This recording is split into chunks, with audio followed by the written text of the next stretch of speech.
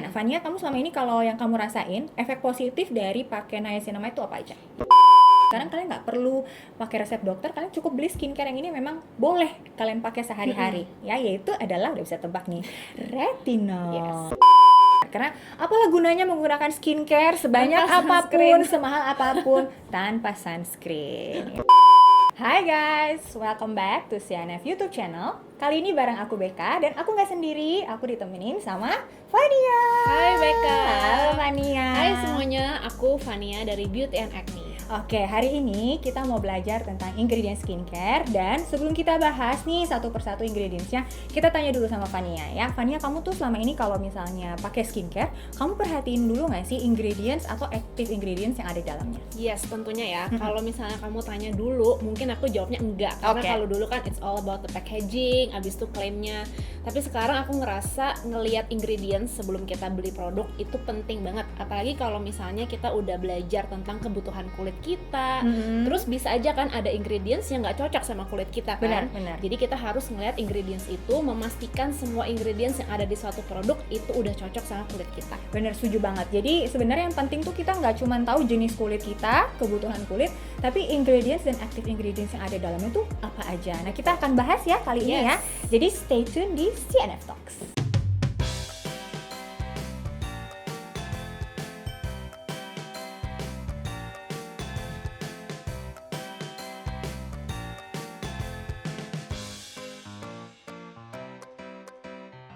Sebelum lanjut nonton video ini, yuk like dan share video ini ke teman-teman kalian. Klik tombol subscribe dan nyalakan lonceng notifikasi. Thanks guys! Oke Fania, jadi kan ngobrol tentang kandungan atau active ingredients dalam skincare. Fania kan selama ini udah nyoba banyak banget skincare ya. Nah, kamu tuh udah pernah nyoba active ingredients apa aja sih Fania? Mungkin hampir semua active ingredients ya. Udah ada ya? Aku udah pernah coba. Of course. Jadi mulai dari yang exfoliant kayak AHA, BHA, bahkan sampai retinol. Aku tuh baru tahun lalu sih bereksperimen sama retinol. Sampai active ingredients yang kayaknya kesukaan semua orang. Misalnya kayak niacinamide, terus ada centella juga. Jadi banyak sih active ingredients yang aku coba selama ini. Oke, banyak banget ya, karena of course ini ya memang tugasnya, bukan Iya, tugas ya, kerjanya. kerjaannya kamu ya Yes. sebagai skincare reviewer, dan memang kayaknya passion kamu juga ya untuk review Karena tentang aku suka skincare. banget skincare sih. Nah, mungkin kalian banyak yang belum paham apa sih ingredients yang tadi Fania sebutin, ada niacinamide, retinol, exfoliant.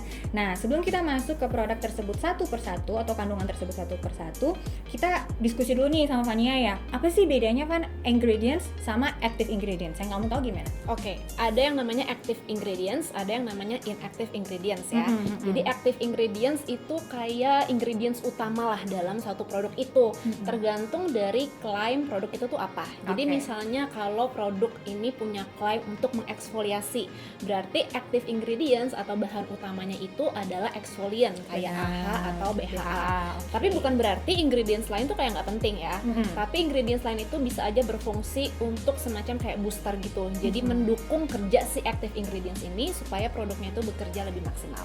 Oke, benar banget ya. Jadi kalau put it simple, sebenarnya kayak kalau ingredients itu semua kandungan yang ada di dalam suatu produk atau skincare. Sedangkan kalau active ingredients tuh yang memberikan efek atau dampak yang paling kelihatan gitu ya. Jadi tetap harus diperhatiin antara ingredients dan active ingredients yang ada dalam suatu skincare gitu. Nah, kita mulai bahas nih satu persatu active ingredients yang tadi sudah disebut oleh Fania. Pertama tadi Fania nyebutin exfoliant, AHA dan BHA.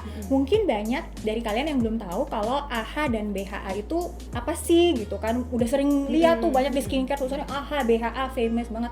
Bahkan ada yang ada pakai persentase gitu ya, AHA dan BHA-nya. Nah, aku kalau boleh sharing dikit nih, AHA dan BHA itu sebenarnya adalah dua jenis exfoliant atau produk yang fungsinya untuk mengeksfoliasi atau mengangkat sel kulit mati di kulit kita. Nah, dua singkatannya tuh kalau AHA artinya alpha hydroxy acid, sedangkan BHA singkatannya adalah beta hydroxy acid kalau BHA itu. Nah, dua active ingredients ini tempat kerjanya beda ya, Fania ya? Betul, dan dia juga punya kelebihan yang beda-beda juga. Dan tergantung jenis kulit kamu, bisa aja kamu lebih suka salah satu exfoliant daripada yang lain juga. Gitu, benar. Oke, karena tempat kerjanya beda.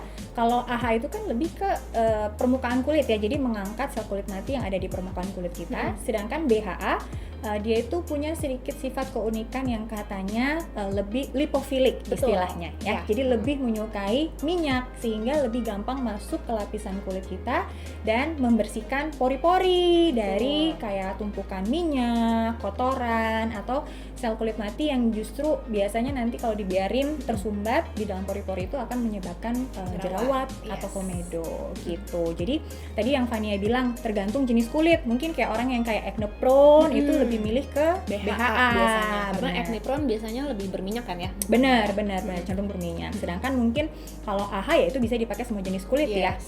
Nah kalau dari Fania, kamu pernah coba AHA sama BHA jenis apa aja? Banyak kayaknya ya. Tapi in general ya kita Iya, bahas ya. Kalau AHA biasanya yang aku coba itu yang paling umum ada di produk itu biasanya ada 2, glycolic sama lactic acid ya.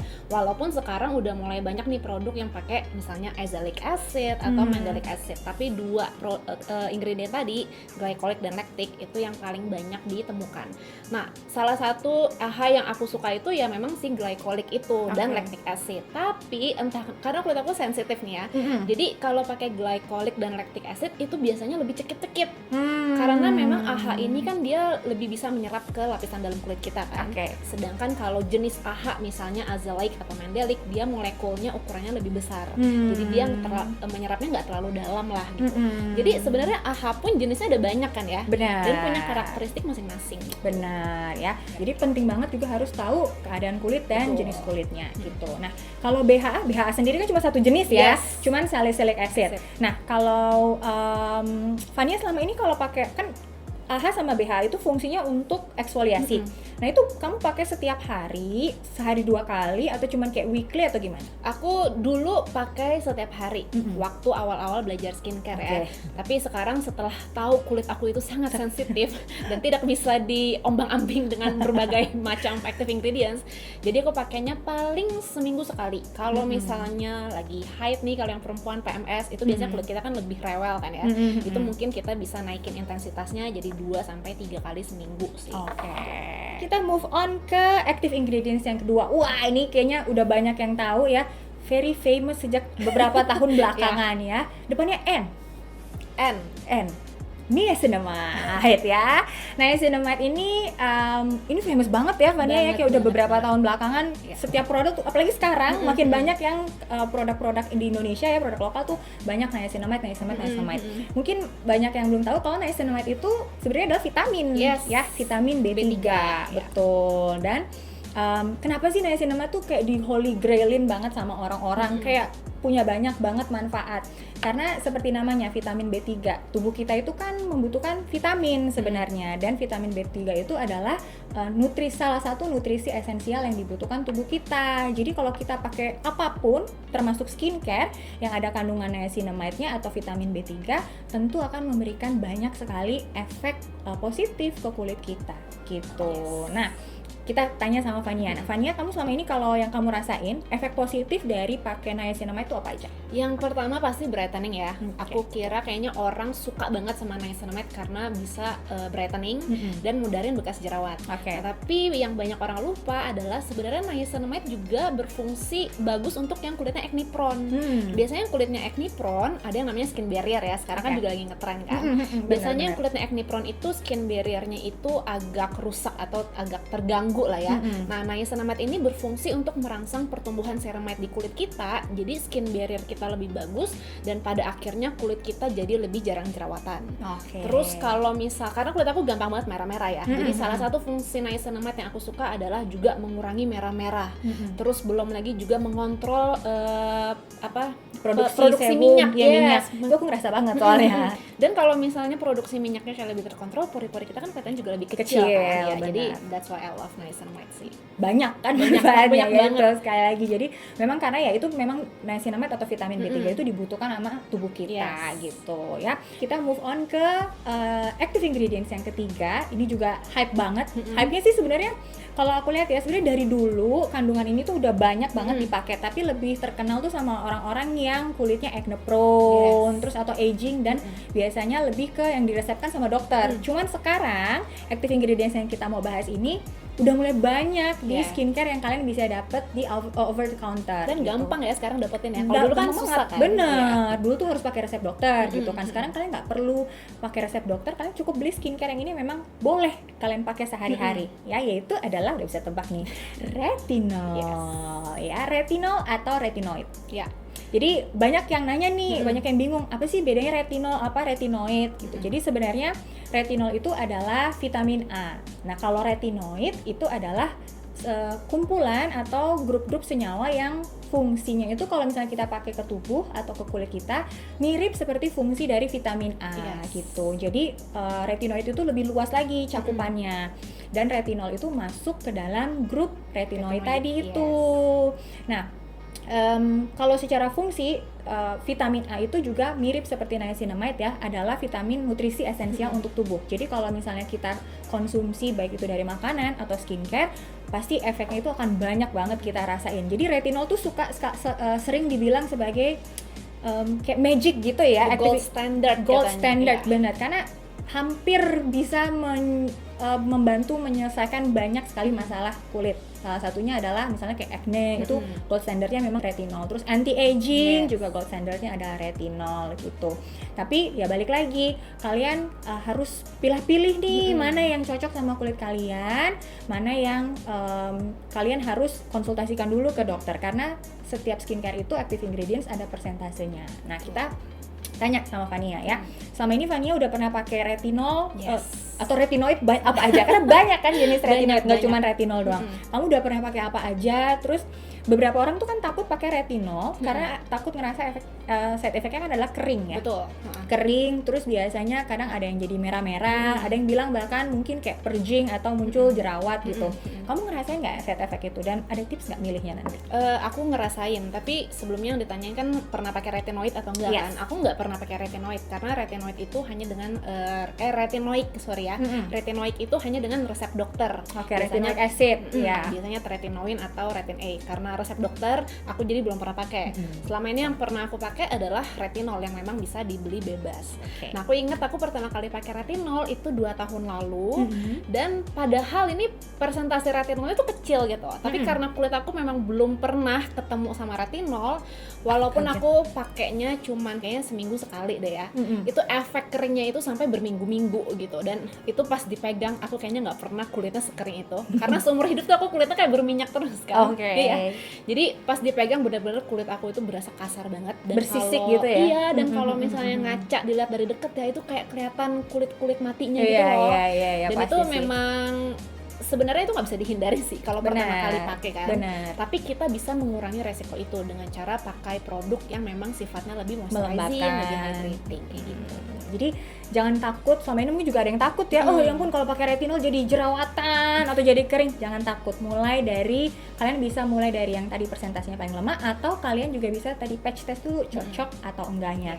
Dan sekali lagi pastikan kalian menggunakan produk-produk retinol atau golongan retinoid yang memang ditujukan untuk dibeli di pasaran, bukan yang produk-produk yang beli di kayak farmasi atau apotek yang ada logo obat kerasnya. Jangan, itu harus dengan pengawasan dari dokter gitu ya. Dan sunscreen. Oh iya benar, penting banget. Kalau udah pakai AHA, BHA, retinol itu kan kulit kita kan udah kayak muncul sel kulit baru gitu kan. Benar. Nah, sel kulit baru itu harus dilindungi pakai sunscreen. Benar, karena apalah gunanya menggunakan skincare sebanyak apapun, semahal apapun tanpa sunscreen ya. Oke, terus kita move on ke ini kita udah mau membahas satu active ingredients terakhir, yaitu ini juga famous banget. Tapi ini udah agak lebih lama lah ya famousnya ya. Karena lebih general ya. Banyak bisa dipakai buat semua jenis kulit. Banget ya. Jadi dan orang nggak takut karena semua orang bisa explore, yaitu ada acid-acidnya juga ya, yaitu hyaluronic acid ya. Meskipun namanya ada acidnya, sebenarnya hyaluronic acid ini nggak sama kayak AHA atau BHA. Jadi dia nggak punya efek eksfoliasi. Efeknya lebih kepada untuk menghidrasi kulit. Ya. Jadi fungsi dari hyaluronic acid itu kata kerennya adalah humectant ya. Humectant itu berarti hyaluronic acid ini menarik kandungan air yang ada di sekitarnya untuk menjaga kelembapan kulit kita gitu ya. Nah, hyaluronic acid ini sangat-sangat bagus, bisa digunakan semua orang ya sebenarnya ya. Dan semua jenis kulit, semua jenis, bukan jenis umur ya, tapi semua umur Semua itu usia. semua usia bisa pakai si HA ini. Benar, hyaluronic acid. Karena sebenarnya secara alami hyaluronic acid itu kan ada di tubuh kita, berfungsi untuk menjaga menjaga hidrasi, terus menjaga supaya kolagennya kulit kita tuh nggak rusak gitu, tetap kencang. Jadi membantu untuk menjaga kekencangan dan kepadatan kulit kita. Jadi bagus banget kalau misalnya kita pakai produk hyaluronic acid. Iya, karena ini satu tips ya buat kalian ya. Saat kita pakai hyaluronic acid di muka yang masih basah, tadi kan udah dijelasin hyaluronic acid itu sifatnya humectant, dia narik air kan. Saat kita pakai hyaluronic acid di muka yang masih basah, kulit kita itu lembabnya tuh lebih tahan lama. At least in my experience ya. Bikin kulitnya kayak lebih plumpy, terus lebih halus. Pokoknya ya itu aku suka sih hyaluronic acid memang. Dan nggak kayak AHA BHA yang nggak bisa dipakai tiap hari. Hyaluronic acid bisa dipakai tiap hari. Pagi sore gitu, Iya, kalau bahkan pakai 2 kali sehari juga kayak bisa. makan obat ya. Iya benar. Oke, jadi memang cocok banget. Dan tadi kan Fania bilang Fania tuh punya kulit yang oily ya. Betul. Dan Fania suka banget pakai hyaluronic acid. Mungkin ada yang ngerasa takut kayak kulit aku kan berminyak, kenapa aku harus pakai pelembab lagi gitu. Mungkin kalau kamu takut, kalau kamu merasa kulit kamu berminyak dan takut untuk pakai pelembab, bisa mulai dengan hyaluronic acid gitu. Karena melembabkan tanpa membuat kulit itu rasanya lengket, berminyak, greasy, gitu. benar gitu. Tapi pastikan tadi cara pakainya harus, tipsnya tadi dari Fania ya, pastikan pastikan kalian pakai dalam keadaan setelah cuci muka, jadi kadar airnya keserap dengan baik. Oke. Terakhir, wah ini yang paling ditunggu-tunggu ya.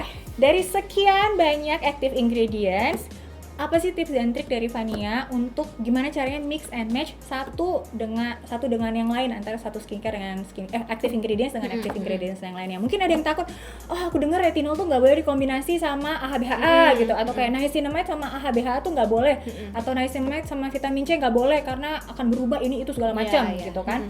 Nah dari pengalaman kamu gimana? Apa sih yang boleh dikombinasi dan apa yang enggak? Oke. Aku ngomong dulu bahwa kalau buat aku nih nggak ada kayak rule, oh ini nggak boleh digabungin sama suatu ingredients gitu ya. Tapi tips dari aku adalah sebelum kamu gabungin kedua ingredients, pastikan pas kamu coba masing-masing ingredientsnya itu cocok dulu. Benar. Gitu. Jadi jangan kayak nekat ya. Benar. Langsung dicampur, dihantam gitu. Berani mati. Berani kulit. Jadi pastikan dulu masing-masingnya sudah kamu coba dan sudah cocok gitu. Ketika kamu sudah cocok, baru deh kamu boleh bereksperimen ya. Benar. Istilahnya ya, untuk gabungin. Dan pas kamu mencoba untuk gabungin itu jangan langsung tiap hari juga kayak gitu. Jadi mungkin kamu coba hari pertama dulu, terus besoknya kamu stop dulu. Misalnya kamu pakainya mungkin terpisah dulu, jadi bisa diselang-selingin kayak gitu. Setuju. Nah, untuk kombinasi active ingredient favorit aku adalah surprisingly AHA dan retinol ya. Jadi katanya retinol nggak boleh digabung sama AHA BHA gitu. Sebenarnya nggak boleh, tapi kenapa banyak warningnya ya? Karena dua-duanya punya resiko iritasi yang tinggi gitu. Jadi saat kamu pakainya nggak hati-hati atau mungkin dalam urutan skincare rutin kamu kurang lembab, itu bahkan bisa bikin kulit kamu mungkin merah-merah atau kering kayak gitu. Tapi kalau kamu pakainya benar, AHA dan retinol itu benar-benar bikin kulit kayak kinclong, glowing, bling-bling. Like kalau istilahnya kan ada retinol glow ya. Iya. Kalau kalian pakai retinol dengan takaran yang tepat, Betul. pasti kalian akan bisa merasakan namanya retinol glow, kulitnya kinclong, glowing, karena retinol itu dia apa ya, katanya sih ada efek angiogenesis, jadi menciptakan aliran darah baru di kulit kita gitu. Betul. Jadi kalau aliran darahnya lancar, pasti kulit kita akan kelihatan lebih glowing, sehat dan cerah gitu. Dan tipsnya adalah selalu mulai dari yang paling mild dulu ya, mulai dari yang paling mild, yang efeknya paling ringan, baru kalian bisa coba tingkatkan untuk kadarnya gitu ya. Fani udah banyak banget kita bahas hari ini ya. Iya, udah banyak belajar. Iya, banyak belajar, rasanya seperti kuliah 3 SKS ya. Thank you banget Fania udah Thank you mau juga, sharing Beka. sama kita. Dan kalau misalnya kalian ada yang pengen kita bahas lagi ke depannya, gak harus skincare ya, mungkin Fania ke depannya mau bahas mengenai parfum kesukaan kamu atau hair care ya, kita bisa bahas lagi di video selanjutnya. Jangan lupa kalian juga komen ya di kolom di bawah itu ya.